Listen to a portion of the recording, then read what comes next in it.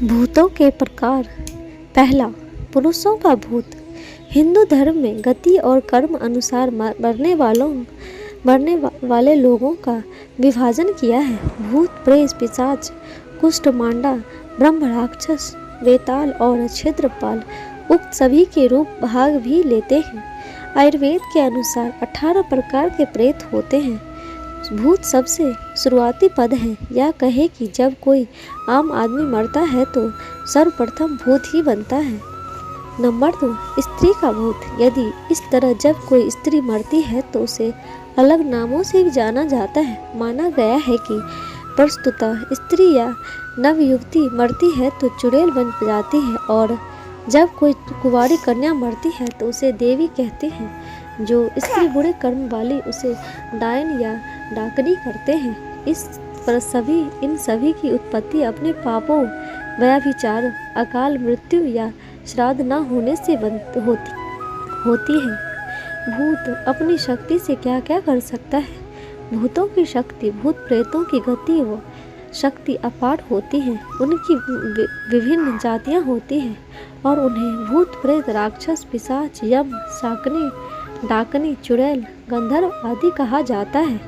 प्रेत योनि में जाने वाले लोग दृश्य और बलवान हो जाते हैं, लेकिन सभी मरने वाले इसी योनि में नहीं रह जाते हैं। सभी मरने वाले अदृश्य होते हैं, लेकिन बलवान नहीं होते। यह आत्मा के कर्म और गति पर निर्भर करता है। बहुत से भूत या प्रेत योनि में न जाकर पुनः गर्भ धारण कर मानव बन जाते हैं। भूत की ताकत। भूत अदृश्य होते हैं। भूत प्रेतों के शरीर धुंधलके और वायु से बने होते हैं, अर्थात वे शरीर विहीन होते हैं। उसे सूक्ष्म शरीर कहते हैं।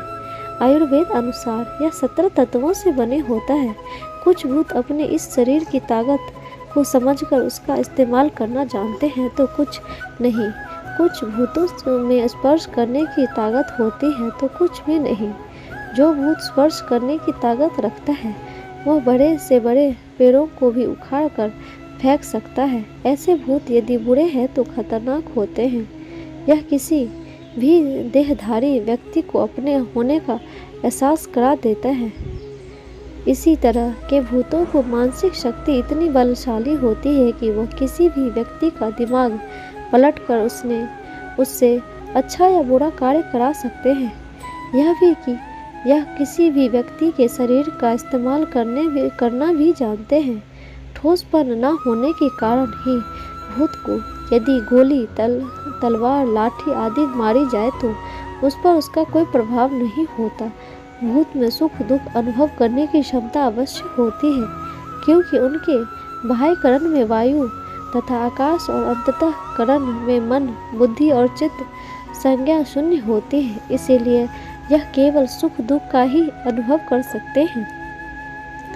अच्छी और बुरी आत्मा। वासना के अच्छे और बुरे भाव के कारण मृत आत्माओं का भी अच्छा और बुरा माना गया है।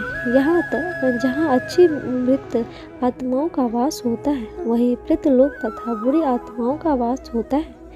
उसे प्रेतलोक आदि कहते हैं। अच्छे और बुरे स्वभाव की आत्माएं ऐसे लोगों को तलाश करती हैं जो उनकी वासनाओं की पूर्ति कर सकता है।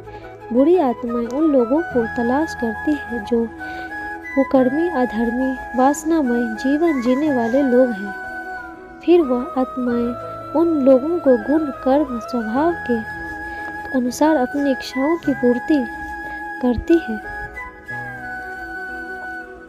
जिस मानसिकता, प्रवृत्ति, कुकर्म, सत्कर्म आदि के लोग होते हैं उसी के अनुरूप आत्मा उनमें प्रवेश करती है।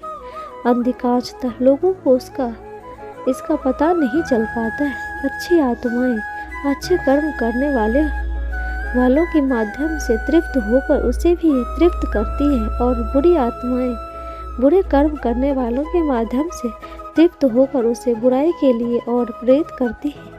इसीलिए अधर्म अनुसार अच्छे कर्म के अलावा धार्मिकता और ईश्वर भक्ति होना जरूरी है। तभी आप दोनों ही प्रकार की आत्माओं से बच सकते हैं।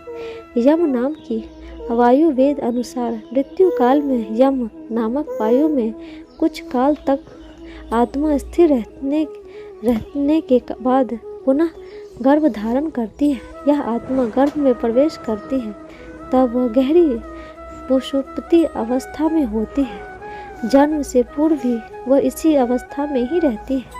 जो आत्मा ज़्यादा समृद्धवान या ध्यानी है उसे ही अपने मरने का ज्ञान होता है और वही भूत बनती है।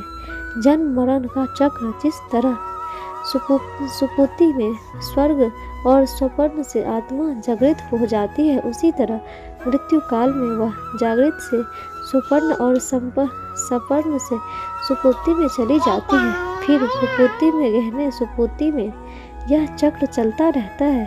84 लाख योनियों, पशु योनियों, पक्षी योनियों, मनुष्य योनियों में जीवन यापन करने वाली आत्माएं मरने के बाद अदृश्य भूत प्रेत योनि में चले जाते हैं। आत्मा के प्रत्येक जन्म द्वारा प्राप्ति जीवन रूप को योनि कहते हैं। ऐसी 84 लाख योनियों हैं जिसमें कीट पतंगे, पशु पक्षी, वृक्ष और मानव आदि सभी शामिल होते हैं। दोस्तों, आपको ये रोचक तथ्य कैसे लगे कमेंट बॉक्स में ज़रूर बताइएगा और लाइक शेयर सब्सक्राइब जरूर कीजिएगा। धन्यवाद।